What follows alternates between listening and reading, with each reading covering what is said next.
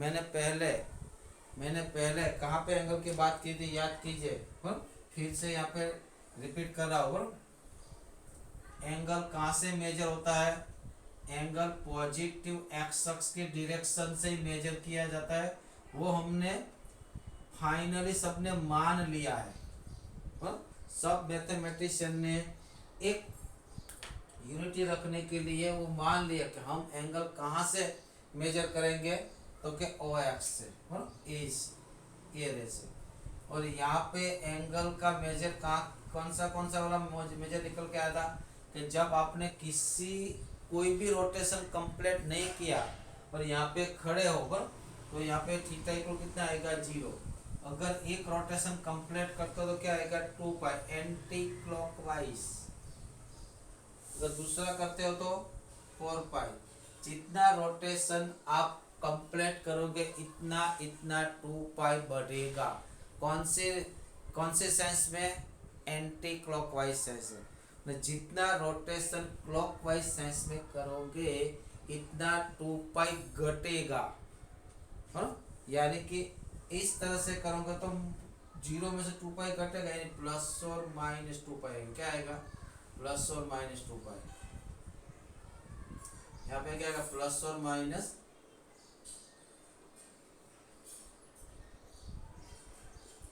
और प्लस और माइनस 8 पाई, बराबर। यानी कि एक्स पे यहाँ से कौन सा पॉइंट होता है? Point A. पॉइंट ए कौन है? ऐसा तो वेस्ट बंगाल है, पॉइंट है वेस्ट बंगाल है। पॉइंट ए पे एंगल की वैल्यू कौन सी पॉसिबल है? तो 0, प्लस और माइनस 2 पाई, प्लस और माइनस 4 पाई। तो उसको प्यार से छोटे एक की लाइन में लिखना है तो हम लिख सकते हैं सब इवन पाई है। कौन सा पाई? ये 2 इवन क्या है? Multiple of the even with pi, बराबर। यानी कि यहाँ पे थीटा की वैल्यू क्या है? 2n पाई और n बिलोंग्स टू 0, बराबर। जब वेस्ट बंगाल में होगे तो हम सोचेंगे हमारा एंगल कितना होगा। हमारा एंगल 0 भी हो सकता है, 2 पाई भी हो सकता है, 4 पाई भी हो सकता है, पॉजिटिव 2 पाई नेगेटिव 2 पाई दोनों हो सकता है। वो कितना लेना है तो बाद में पता चलेगा। अभी कौन सा एंगल पॉसिबल उसे याद रख लो। और यहाँ पे कौन सा पॉइंट है? उसके साथ कौन था? कोऑर्डिनेट 1,0। यहाँ पे कौन सा पॉइंट था? एडस। कोऑर्डिनेट क्या था? -1,0, राइट। अब देखो, और यहाँ पे एंगल कौन सा था? सोच लो। थीटा इक्वल टू क्या था? तो मैंने कितना किया? एक रोटेशन, हाफ रोटेशन कंप्लीट किया। We if we take half rotation from O X, तो we reach at F dash point. Half rotation का एंगल कितना है? पाई। तो यहाँ पे थीटा की वैल्यू कितनी आ सकती है? पाई। अगर जब मैंने पाई रोटेशन किया उसके बाद एक और रोटेशन में कंप्लीट करता हूँ तो कितना बढ़ जाएगा? 2 पाई। जहाँ पे खड़े हो वहीं से वापिस आना है तो कितना रोटेशन करना पड़ता है? 2 पाई। तो वापिस आ जाओ तो कितना होगा? 2 पाई बढ़ेगा यानी कि 3 पाई। वापिस आ जाओ 2 पाई बढ़ेगा 5 पाई। ये तो एंटी क्लॉकवाइज सेंस की बात कर रहा हूँ। क्लॉकवाइज सेंस में जाऊंगा, इधर से यहाँ पे जा गया होता तो क्या होता? माइनस होता। यानी इसका मतलब है यहाँ पे प्लस और माइनस दोनों आएगा। ऐसे तो बहुत सारे ऑल और पाई आएगा। क्या आएगा? यानी कि गुजरात में एंगल कितना है? गुजरात का एंगल कितना है बेटा? गुजरात का एंगल कितना है? और पाई, है ना? और पाई। और पाई। थीटा इक्वल टू प्लस और माइनस पाई प्लस और माइनस 3 पाई प्लस और माइनस 5। उससे प्यार से और नंबर को क्या लिखते हैं? इवन नंबर में से एक निकाल दो, बस वही तो लिखते हैं ना। क्या कोई बोलेगा इवन नंबर में एक बढ़ा दो तो वो भी कर सकते हैं, पर ज़्यादातर वो कम करके करेंगे हम, क्योंकि एन की वैल्यू 1 मुकेंगे तो 1 मिलेगा, बराबर। तो थीटा क्या आएगा? 2n -1 पाई। जहाँ पे n बिलोंग्स टू क्या है, इंटीजर, कोई भी इंटीजर हो सकता है। तो अब आपको मालूम होना चाहिए 1 पाई, इवन पाई कहाँ पे मिलेंगे, गुजरात यानी एड्रेस में, और अगर इवन पाई कहाँ पे मिलेंगे, बंगाल, यानी कि हमको बहुत सारी चीज याद रखनी। देखो इवन पाई कहाँ पे मिलेंगे, बंगाल यानी ए पे, उसका कोऑर्डिनेट कितना है 1,0, वो भी बहुत बेटर करेगा। और पाई कहाँ पे मिलेंगे, गुजरात यानी एड्रेस पे, उसका कोऑर्डिनेट -1,0, और यहाँ पे पॉइंट बी लिखा था ना, बी, उसका कोऑर्डिनेट 0,1, और यहाँ पे पॉइंट का लिखा था बी डैश, उसका कोऑर्डिनेट कितना है। बहुत बड़ी गेम, लाइफ चेंजिंग गेम है। हाँ? अब चलो यहाँ पे एंगल कितना होगा, सोचो सोचो। तो हम जिस दिन यहाँ से ऐसे जाएंगे तो कितना रोटेशन किया, हाँ? हम तो वही पाई बाई कितना किया 90 डिग्री, और 90 डिग्री को क्या बोलते हैं, π/2, यस के नो, 90 डिग्री क्या बोलते हैं, π/2, तो यहाँ पे क्या आएगा π/2, आएगा क्या नहीं, हेलो, हाँ? अब यहाँ पे आ गया, उसके बाद पूरे के पूरा एक रोटेशन वापस करूंगा तो कितना अप होगा, 2 पाई अप होगा ना, प्लस कितना अप होगा 2 पाई ने, इसमें 2 पाई अप कर तो कितना होता है π/2 प्लस 2 पाई, यानी कि उसके बाद वाला एंगल मुझे क्या मिलेगा 5 π/2, क्या मिलेगा 5 π/2, और एक 2 पाई बढ़ा दो बटा, कि जितना रोटेशन करोगे इतना इतना 2 पाई बढ़ेगा, और एक रोटेशन बढ़ा दो तो फिर से 2 पाई बढ़ेगा, तो 9 π/2 आएगा, देख लो। उसके बाद आएगा 13 π/2 आएगा, देख लो। हाँ? यानी कि π/2 का कोएफिशिएंट कितना है, 4 का टेबल से एक ज्यादा है, देखो 4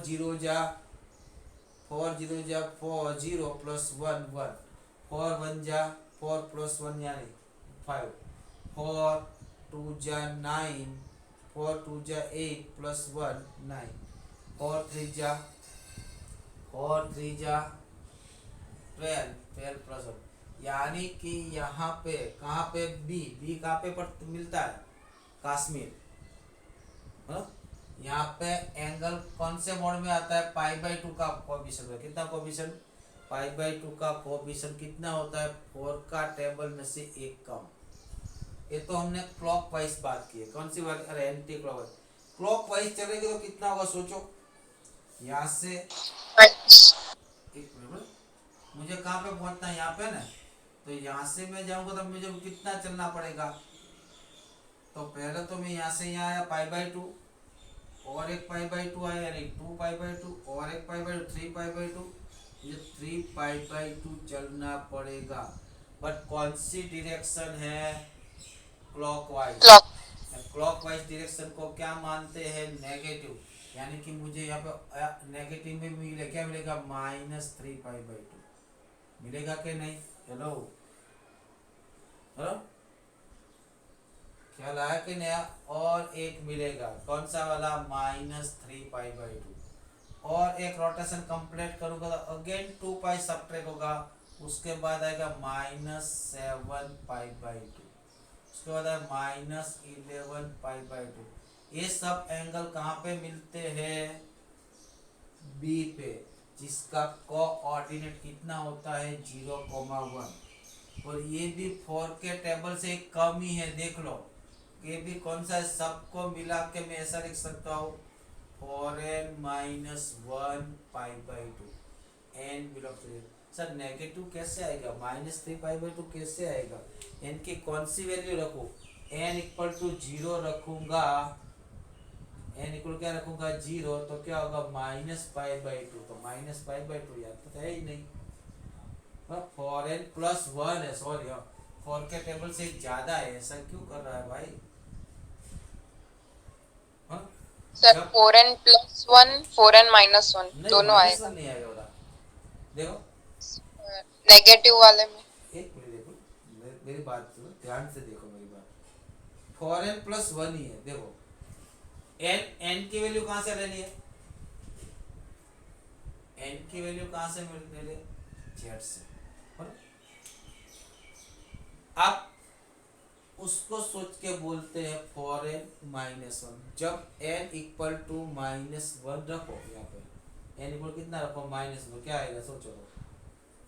देखो n इक्वल टू -1 रखो तो -4+1 कितना होगा? -3।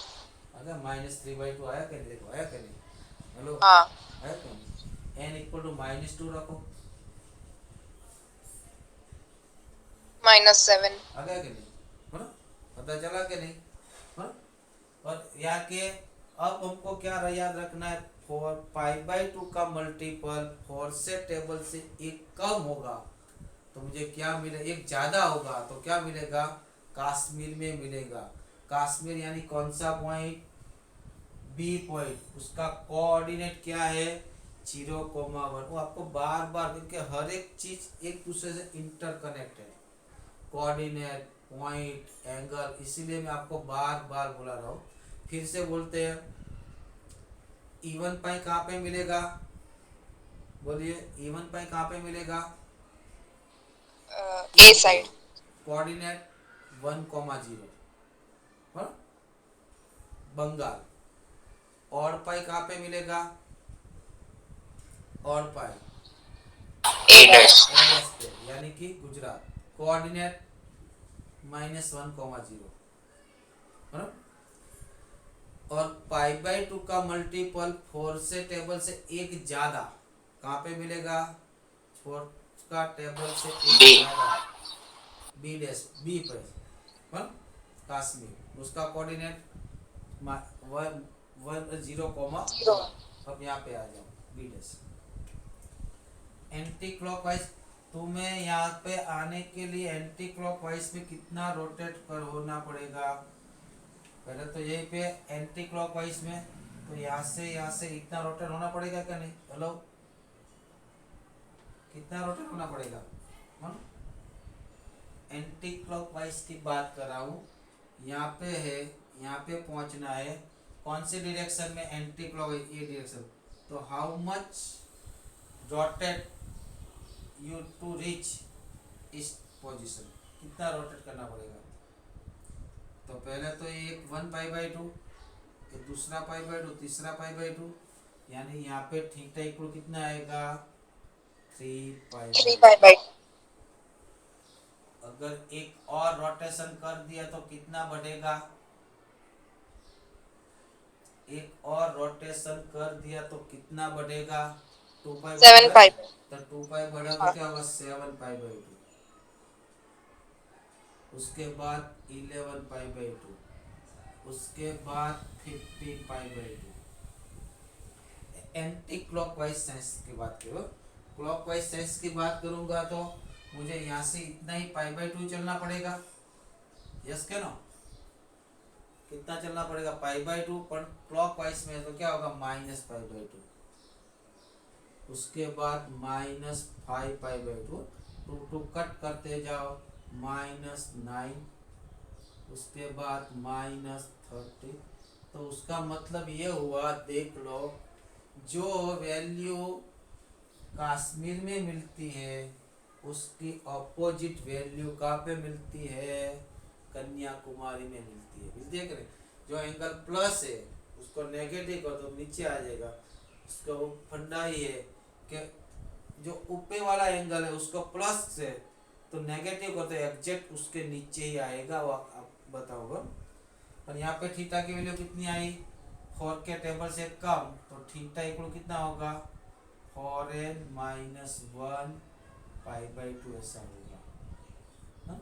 ये आपके लिए वेरी वेरी इंपॉर्टेंट थिंग है। और यहाँ पे थीटा इक्वल टू,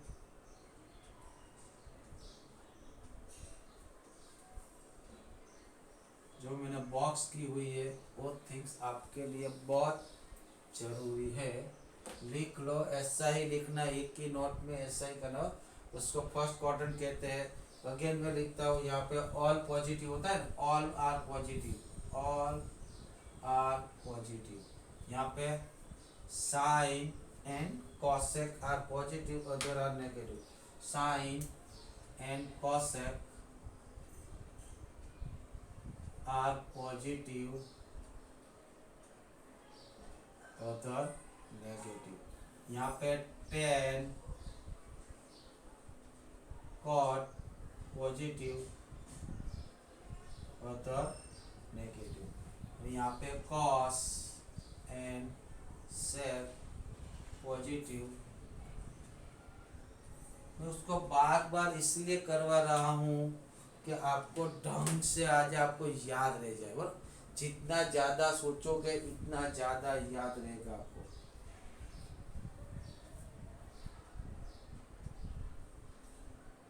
इसलिए फोर्सफुल के जो वेरी वेरी इंपॉर्टेंट, बहुत ज़रूरी। बोल उसका फ़ोटो भी मैंने आपको सेंड किया है। अगर कभी नहीं आता तो आप वीडियो में से देख के स्क्रीनशॉट ले सकते हैं, साथ में भी स्क्रीनशॉट ले सकते हो तुम लोग, है ना। ज़्यादातर मैं ट्राई करूँगा, लेकिन कभी कभी कोई फ़ोटो अच्छी नहीं आती तो दिक्कत होती है, इसलिए नहीं भेज सकता। पर कभी कभी कैमरा में जम लग गई हो और मालूम नहीं था साफ किया है कि नहीं किया, तो जब सेंड करता हूँ तब देखता हूँ फ़ोटो अच्छी नहीं है तो फिर नहीं सेंड करता मैं।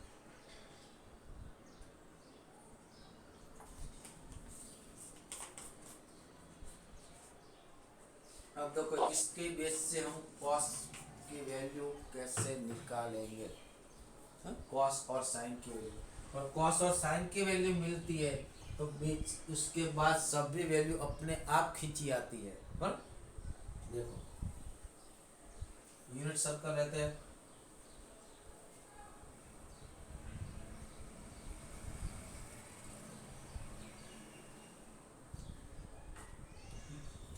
ये यूनिट सर्कल है। पहले तो यूनिट सर्कल की फॉर्मूला क्या होती है, x square plus y square equal to 1। और कैसे आई, मतलब फॉर्मूला तो यूनिट सर्कल, मतलब इक्वेशन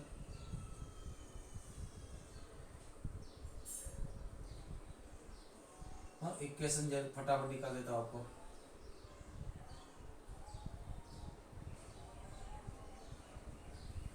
ये यूनिट सर्कल है, यहाँ पे कोई भी पॉइंट ले लो पी एक्स कॉमा वाई, क्या ले लो, यहाँ पे कोई भी पॉइंट ले लो पी एक्स कॉमा वाई। जिसका भी इक्वेशन निकालना है, इन पे किसी एक पॉइंट को मान लेना पी एक्स कॉमा, वर्ड आएगा लोकस, और find the locus, find the locus, find the locus.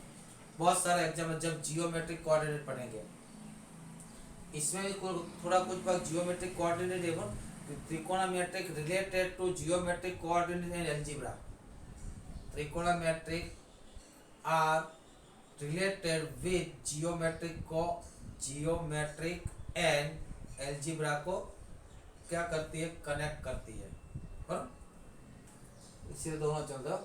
जब किसी की का भी आप इक्वेशन लेना हो तो वही लोकस निकालना हो, तब आपको एक पॉइंट एज्यूम करने का, पी, उसका कोऑर्डिनेट क्या लेंगे, एक्स कॉमा वाई। ये पी कहाँ पे होगा, तो उसकी सर्कल निकाले ना, तो यहाँ पे भी ले सकते हो, यहाँ पे भी। ये लेके मूवेबल पॉइंट है, फिक्स पॉइंट नहीं है, यहाँ पे फिक्स नहीं है, घूमता है। ये पॉइंट क्या करता है, घूमता है। ऐसी बात है कि वो पॉइंट पी जिसका सेटिस्फेक्शन करते हैं, यहाँ पे सब जगह पे एलईडी रखी जाए, तो एलईडी लगभग जब चालू हो एलईडी तो वो आपको सर्कल दिखेगा। ये मूवेबल पॉइंट है। और ओरिजिन का कोऑर्डिनेट का है 0,0। ए लेंथ कितनी होती है 1, ओपी कितना होगा 1, क्यों ओपी 1 होगा, ओपी 1 क्यों होगा, because of this is unit circle. Unit circle की डेफिनेशन क्या लिखाई थी, centre origin and radius 1। OP A distant formula आपको याद है कि नहीं है, डिस्टेंट फॉर्मूला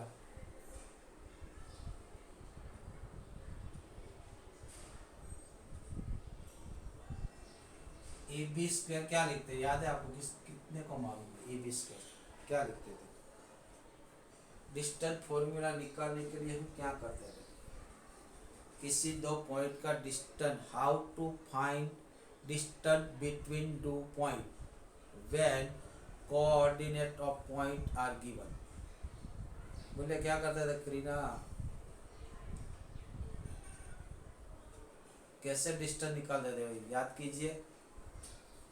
डिस्टेंस फॉर्मूला नहीं आ रही है तो difference of the X coordinate इसका square, square of the difference of the X coordinate plus square of the difference of the Y coordinate, यानी कि sum of square of difference of X coordinate and Y coordinate. क्या तो क्या x1 minus x2 all square plus y1 minus y2। किसी भी formula भूलनी नहीं है आपको, हर एक फॉर्मूला आपको यूज आएगी। तो यहाँ पे ओपी स्क्वायर कितना होगा? ओपी स्क्वायर 1 होगा, ऑब्वियसली सही दी बात है। ओपी स्क्वायर कितना होगा? 1। और अब ओपी स्क्वायर 1 होगा, ओपी स्क्वायर कैसे निकालेगा? यहाँ पे 0 है, यहाँ पे x है, तो subtract of the x coordinate यानी कि x माइनस 0 का square plus subtract of the y coordinate का स्क्वायर, यानी कि this is x square plus y square equal 1। यानी कि इस सर्कल पे किसी भी पॉइंट को हम उठा लो, इस सर्कल में किसी भी पॉइंट को ले लो और उसका कोऑर्डिनेट का स्क्वायर करके सम करोगे तो वह नहीं आएगा। मान लो कि यहाँ पे पॉइंट था कौन सा वाला? 1,0, तो x equal to 1, y equal to 0 put कर दो। यहाँ पे पॉइंट था b 0,1, यहाँ पे पॉइंट था a डैश माइनस 1,0, यहाँ पे पॉइंट था b डैश 0, माइनस, किसी भी पॉइंट को इसको इसमें डाल दो, वह नहीं आएगा। अगर यहाँ पे कोई पॉइंट होगा उसका कोऑर्डिनेट आपको निकालेंगे तब भी दोनों का स्क्वायर और सम कितना आएगा? 1 ही आएगा किसी भी पॉइंट पे। पर ये equation, this is equation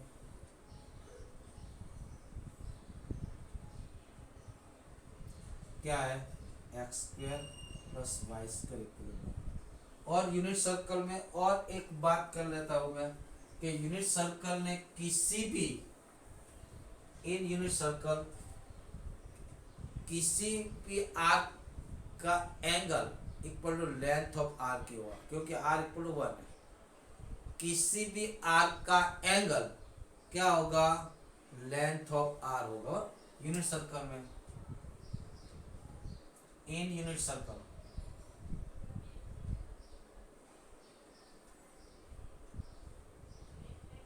in unit circle, पहले मैं आपको समझा देता हूँ क्या होता है वो।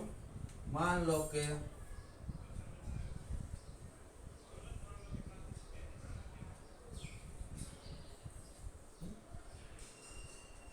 कि ये लेंथ, ये आर थीटा है, ये आर, ये एंगल कुछ और ले रहा था, ये एल है और ये थीटा है।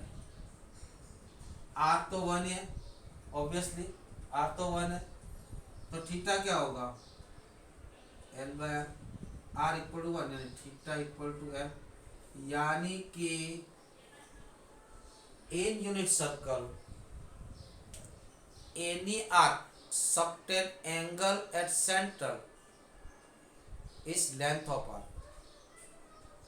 कोई भी आर्क सेंटर पे कितना एंगल बनाई, जितनी उसकी आर्क होगी, लेंथ ऑफ आर्क, क्योंकि ये तो 1 है। एंगल की फॉर्मूला क्या? L by R equal to 1 है, यानी कि length of angle is equal to length of arc. Angle equal to length of arc. In circle क्या होगा? एंगल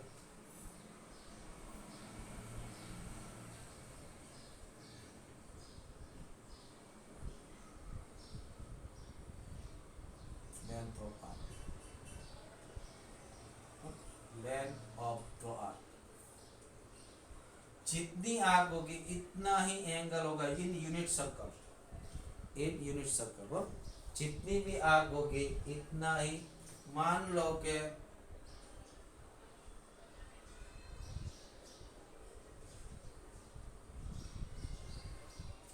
एग्जैक्ट बीच में, एग्जैक्ट बीच में यूनिट सर्कल की बात कर रहे हैं। हाँ, किसकी बात चल रही? यूनिट सर्कल की ही बात चल रही है। उसका टोटल कितना है? 2 पाई।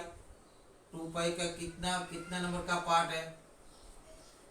4 पार्ट का भी, देन की पाई बाय 4। ये लेंथ ऑफ आर्क कितना पाई बाय, तो एंगल क्या होगा? पाई बाय 4 ही होगा। क्या होगा?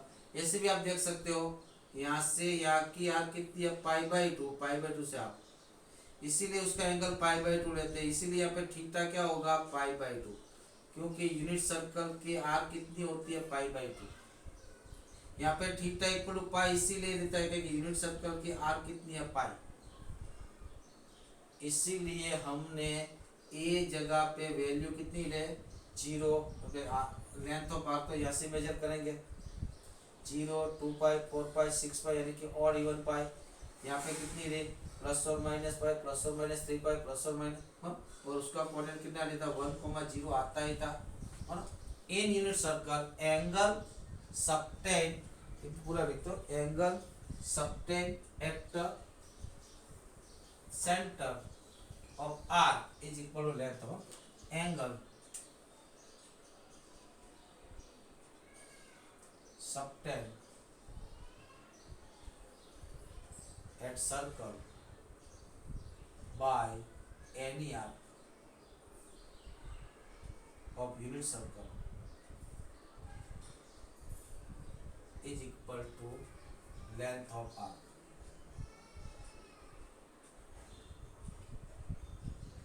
किसी भी आर्क ने सेंटर पर कितना एंगल बनाएगा? जितनी उसकी लेंथ होगी, पर कर्व सर्कल में नहीं, यूनिट सर्कल में। कर्व सर्कल में नहीं, यूनिट सर्कल में। देख लो इतना। उसके बाद और थोड़ा कुछ आगे आएगा। अभी तो थियरी पढ़नी पड़ेगी, पर अभी तो ज़्यादातर थियरी पढ़नी पड़ेगी, क्योंकि थियरी थोड़ी कवर हो जाती है तब हम एग्जाम्पल में जा सकते हैं। अदरवाइज आपको कॉन्सेप्ट ही नहीं है कि कैसे क्या हो रहा है।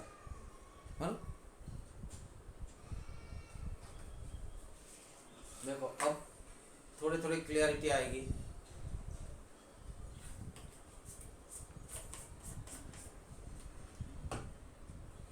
आप कुछ सीखने के लिए पढ़ोगे तो श्योरली पढ़ पाओगे, लेकिन आप ये सोचोगे ये इसका यूजेस कहाँ पे होगा, हमारे लिए तो कोई काम का है ही नहीं, तो नहीं होगा। उसका यूजेस होगा, वो बात श्योर है, पर जब तुम आगे पढ़ोगे तो। अब चलो, अब मान लो कि यूनिट सर्कल है,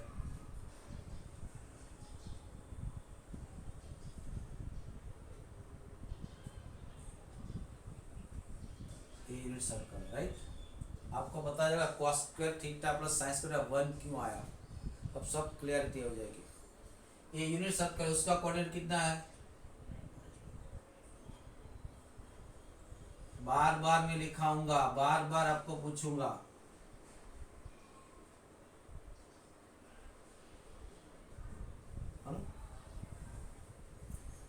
मान लो कि यहाँ पे कोई पॉइंट है, उसका कोऑर्डिनेट x, y है, क्या है? तो ये यूनिट सर्कल पे है, तो ऑब्वियसली बात है, यूनिट सर्कल पे है तो ऑब्वियसली बात है x square plus y square का 1 होगा क्या? नहीं। P x y is unit circle, then directly बात है x square plus y square equal to 1 होगा ही होगा, 100% होगा। मान लो ये एंगल थीटा है, क्या है? ये एंगल थीटा है, यानी कि ये लेंथ कितनी है? थीटा है। अब देखो, ध्यान से देखो, यहाँ पे मैं परपेंडिकुलर ड्रॉ करता हूँ तो एम आएगा और ओ, तो मैंने कोई बोल सकता है ओ एम कितना होगा? ओ एम कितना होगा, कोई कह सकता है? मैंने आपको पहले लेक्चर में पढ़ाया था। ओ एम क्या है? लेंथ है। लेंथ कितनी होती है बोलो? ओ एम क्या होगा एंड पी एम क्या होगा? बोलिए भाई। ए एम क्या होगा? O M and P M. Hello, सो गए क्या? सो गया ये जहां, सो गया आसमां। सर OM और PM वो राइट एंगल ट्राइंगल के दो वो साइड वही से। बात, कितना होगा मैं वही बोलता, मुझे राइट एंगल की साइड है, कितना होगा, ओएम की वैल्यू कितनी होगी, ओएम की वैल्यू, लेंथ किस कैसे निकलती है, एक्स कोऑर्डिनेट से आती है, हाइट कैसे आती है, वाई कोऑर्डिनेट से आती है, बराबर। तो एक्स कोऑर्डिनेट ऑफ पी कौन है, एक्स, तो ये कितना होगा, एक्स होगा, ये कितना होगा, वाई होगा, वो आपको याद रखना पड़ेगा, चला के नहीं।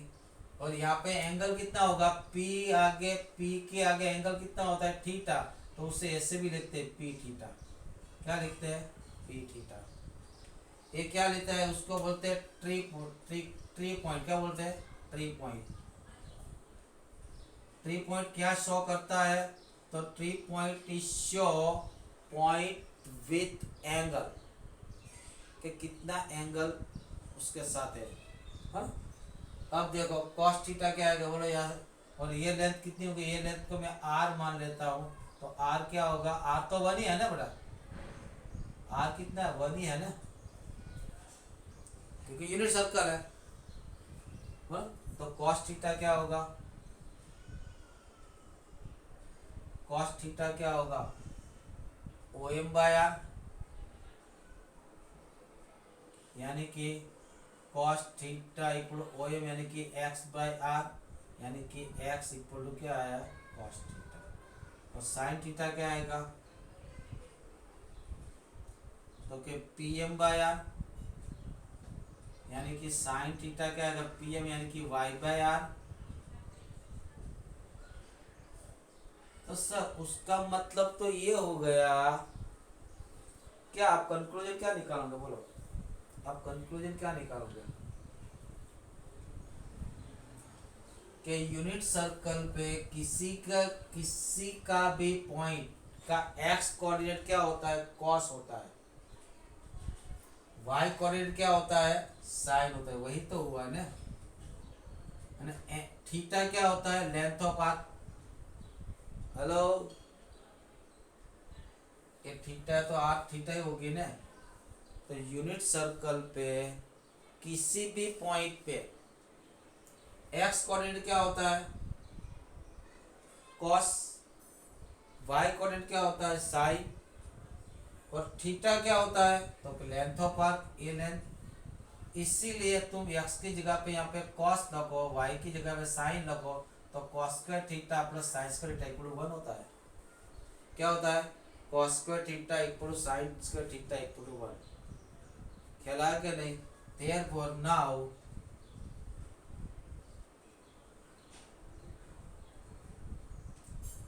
therefore cos स्क्वायर थीटा, इसीलिए हम बोलते हैं cos square theta plus sin square theta equal 1। अब मान लो cos 0 1 कैसे आया, अब आपको एंगल मुझे बताना पड़ेगा, और cos 0, ये थीटा, थीटा बड़ा कितना है, 0, 0 कहाँ पे मिलता है, हेलो, 0, थीटा की वैल्यू 0 कहाँ पे मिलेगी, मैंने आपको बार बार रियलाइज करा हो, एक्स एक्सिस। कौन से पॉइंट पे मिलेगी, ए पे मिलेगी ना, हेलो, यस। थीटा की वैल्यू E1 पाई कहाँ पे मिलती है, ए पे, बराबर। तो ये 0 कहाँ पे मिलेगी, ए पॉइंट पे, कहाँ पे मिलेगी, ए पॉइंट पे। ए पॉइंट का कोऑर्डिनेट कितना है, 1,0, तो cos कितना लेते हैं, x कोऑर्डिनेट लेते हैं ना, इसलिए cos 0 1 आया, ख्याल आया कि नहीं आया, हेलो। sin 0 कितना आएगा,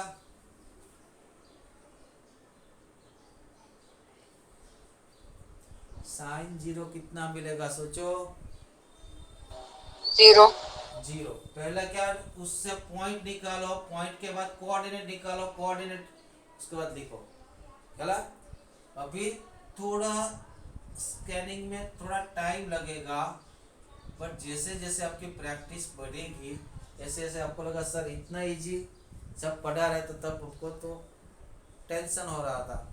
मान लो किसी ने आपको बोल दिया cos π/2, उसकी वैल्यू कितनी। जैसे तो cos 90 की वैल्यू 0 आती है, आपको सबको मालूम है। 0 कैसे है, तो पहले मैं क्या सोचूंगा, π/2 मुझे कहाँ मिलेगा, π/2 तो एंगल है ना, π/2 एंगल कहाँ पे मिलेगा मुझे बोलो, B. बी पे। और बी का कोऑर्डिनेट क्या है, 0,1. 0,1. तो cos के लिए मैं किसको चूज करूंगा, cos के लिए कौन आएगा, x कोऑर्डिनेट आएगा क्या, y X. x, तो cos π/2 कितना हुआ, cos π/2 0 हुआ क्या नहीं हो रहा, sin π/2 1। 1. ख्याल आ रहा है कि नहीं आ रहा, हाँ। थोड़ा कॉम्प्लिकेटेड है, लेकिन जिस दिन आपको उसकी पकड़ आ गई तो आपको फिजिक्स बहुत इजी लगेगा, एग्जाम्पल के दृष्टि से बात करोगे। चलो तीसरा, अब आप बोलो cos पाई कितना आएगा, cos पाई एंड साइन, चलो बोलो फटाफट, cos पाई कितना आएगा, साइन पाई कितना आएगा, Cos pi 1 और sin pi 0. cos पाई 1 कैसे आएगा बेटा, सर -1 आएगा. हाँ -1 आएगा, पाई कहाँ पे मिलेगा, गुजरात में मिलेगा ना, cos पाई कितना आएगा, ये कहाँ पे मिलेगा, एडएस पे, एडएस का कोऑर्डिनेट क्या है, -1,0, यानी कि -1 ये 0। चलो 4 cos 3π/2 एंड sin 3π/2, चलिए बोलिए,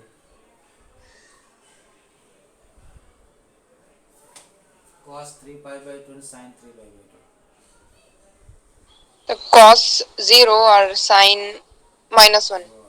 क्योंकि कौन सा वाला पॉइंट हुआ, ये कौन सा वाला पॉइंट हुआ, बी डैश, बीटा का कोऑर्डिनेट 0, तो ये 0 एंड मान लो आपको ऐसा दे दिया, ऐसे तो कि cos 1/1π/2 एंड sin 1/1π/2, अब उसकी वैल्यू कैसे निकालोगे,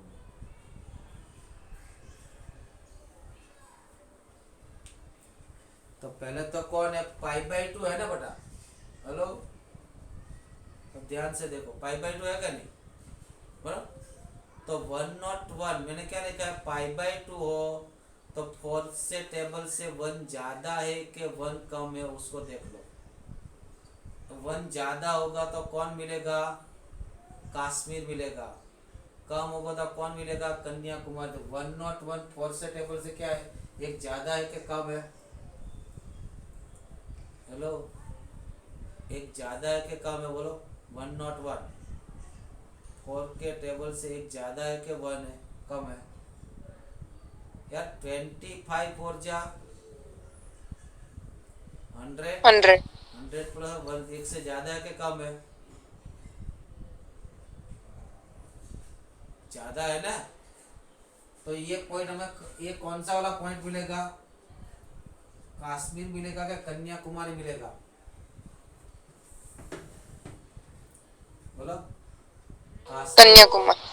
क्यों कन्याकुमारी में, कन्याकुमारी में तो क्या आता है, एक 4 से टेबल से कम आता है, ऊपर क्या होता है 4 से टेबल से ज्यादा आता है, क्या मिलेगा, कश्मीर मिलेगा, बी मिलेगा, क्या मिलेगा, बी, बोलो, बी का कोऑर्डिनेट क्या है 0,1, तो उसकी वैल्यू कितनी आई 0, उसकी वैल्यू कितनी आई 1।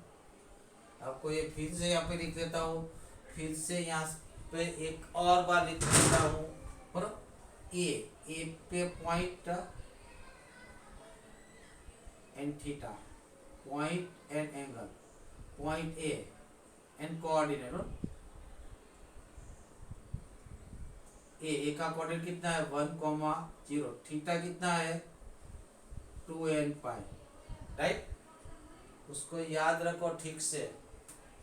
बी का कोऑर्डिनेट 0,1, एंगल कितना π/2 का कोएफिशिएंट, किसका कोएफिशिएंट, π/2 का कोएफिशिएंट, बट 4 से टेबल से एक ज़्यादा, यानी कि 4n plus 1 pi by 2 AIDS कितना -1,0। कौन सा वाला? ऑड पाई, यानी कि 2n minus 1 pi and B dash 0, -1। कौन सा वाला? पाई बाई 2 का कोएफिशिएंट, यानी कि 4n पर एक कम। और एक बात याद रख लो, पाई और हो या इवन हो, पाई और हो या इवन हो, दोनों जगह पे y कोऑर्डिनेट 0 मिलता है। तो साइन में जब भी पाई आवे ना, कि कोई भी पाई, 1 पाई, 2 पाई, 3 पाई, 4 पाई, देन पाई, ऑल 0। क्या लगा? पाई कहाँ पे मिलता है? पाई या तो ए पे मिलेगा या तो ए डैश पे मिलेगा, हाँ? और ए और ए डैश दोनों जगह पे y कोऑर्डिनेट 0 है, इसीलिए लोग बोलते हैं साइन की वैल्यू 0 कहाँ पे आती है? n पाई पे आती है। कहाँ पे? हाँ? कहाँ पे आती है? साइन x इक्वल टू 0, तो समझ लेना x की वैल्यू क्या होगी? n पाई होगी। कि साइन 0 कहाँ पे मिलेंगे? साइन 0 यानी कि y कोऑर्डिनेट 0, y कोऑर्डिनेट 0 यानी कि या तो मुझे ए पे खड़ा रहना पड़ेगा या तो फिर ए डैश पे खड़ा रहना पड़ेगा। पक्का? कॉस क्या पे? बी और बी डैश दोनों जगह पाई बाई 2 का कोएफिशिएंट है, बोल पाई बाई 2 का कोई भी कोएफिशिएंट, जिस दिन कॉस के साथ पाई बाई 2 वाली टर्म चलती हो, वो कोई भी हो, है ना, कोई भी ऑड नंबर हो पाई बाई 2, तो वो भी क्या आएगा? 0 ही आएगा, यानी कि cos x इक्वल टू 0। कल थोड़ी ज़्यादा क्लियरिटी के साथ लिखा हुआ, बट याद थोड़ा याद रखिए क्या आएगा? तो कि 2n प्लस 1 पाई बाई 2, दोनों किस्सों में n बिलोंग्स टू i। और कोई यहाँ पे माइनस भी रखता है, कोई क्या रखता है? माइनस भी रखता है। ओके, लिख लो बेटा।